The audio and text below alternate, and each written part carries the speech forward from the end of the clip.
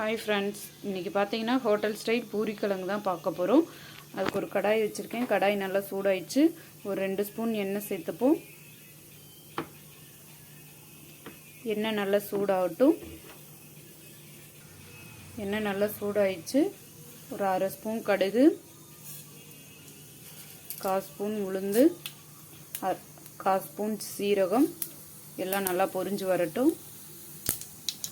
கடுகு வந்து நல்லா பொரிஞ்சிருச்சு. இப்போ 2 மீடியம் சைஸ் பெரிய வெங்காயம் நீல வாக்கில் கட் பண்ணி வச்சுருக்கேன். 4 பச்சை மிளகாய் அதையும் சேர்த்து வதக்கி விட்டுடலாம். வெங்காயம் பச்சை மிளகாய் நல்லா வதங்கி வரட்டும். இப்போ வெங்காயம் பச்சை மிளகாய் இந்த அளவுக்கு வதங்கினதுக்கப்புறம் கொஞ்சம் கருவேப்பிலை சேர்த்துக்கலாம். அது கூடவே ஒரு சின்ன கேரட் இந்த மாதிரி கட் பண்ணி வச்சுருக்கேன். 10 பல் பூண்டு சின்னதாக கட் பண்ணி வச்சுருக்கேன். அதையும் சேர்த்துப்போம். சேர்த்துட்டு நல்லா வதக்கி விட்டுருங்க.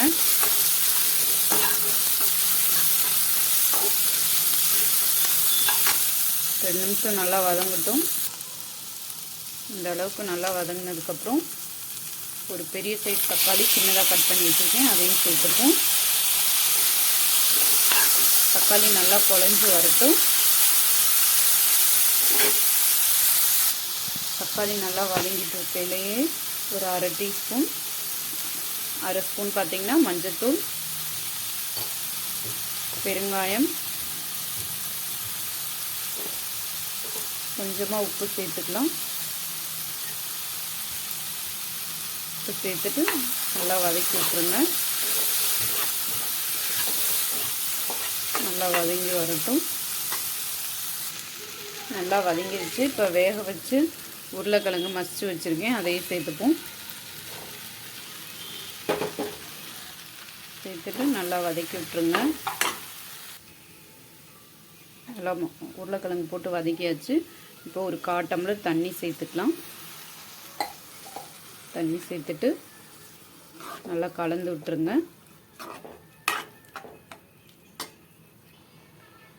தண்ணி சேர்த்துட்டோம். இப்போ ஒரு 5 நிமிஷம் நல்லா கொதி வரட்டும். உருளைக்கிழங்கு மசாலா நல்லா கொதி வந்துருச்சு. இன்னும் ஒரு 5 நிமிஷம் நல்லா கொதி வரட்டும். இப்போ பார்த்திங்கன்னா நான் 1 ஸ்பூன் பார்த்திங்கன்னா கடலை மாவு எடுத்திருக்கேன். அதில் கொஞ்சமாக தண்ணி சேர்த்து, தண்ணியாக கூட கரைச்சிக்கலாம், ஒன்றும் தப்பு இல்லை. தண்ணி சேர்த்து கட்டி இல்லாமல் கரைச்சிக்கோங்க.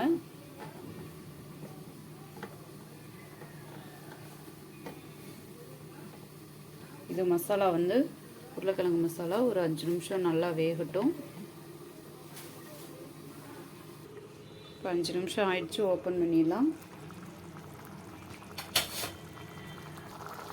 பார்த்திங்கன்னா மசாலாலாம் நல்லா கொதிச்சு 5 நிமிஷம் ஆயிடுச்சு. இப்போ நம்ம கரைச்சி வச்ச இந்த பொட்டுக்கடலை மாவை சேர்த்துக்கலாம். சேர்த்துட்டு இந்த மாதிரி கலந்து விட்டுருங்க, இல்லைன்னா கட்டி சேர்ந்துடும்.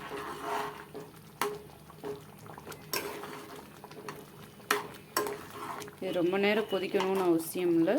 இப்போ நம்ம ஸ்டவ்வை ஆஃப் பண்ணிடலாம். பூரி உருளைக்கிழங்கு மசாலா ரெடி ஆயிடுச்சு. நீங்களும் வீட்டில் இதே மாதிரி ட்ரை பண்ணி பார்த்துட்டு எப்படி இருக்குன்னு எனக்கு கமெண்ட் பண்ணுங்கள் ஃப்ரெண்ட்ஸ். உங்களுக்கு இந்த வீடியோ பிடிச்சிருந்துச்சுன்னா லைக் பண்ணுங்கள், ஷேர் பண்ணுங்கள், சப்ஸ்கிரைப் பண்ண மறந்துடாதீங்க. Bye friends. தேங்க்யூ.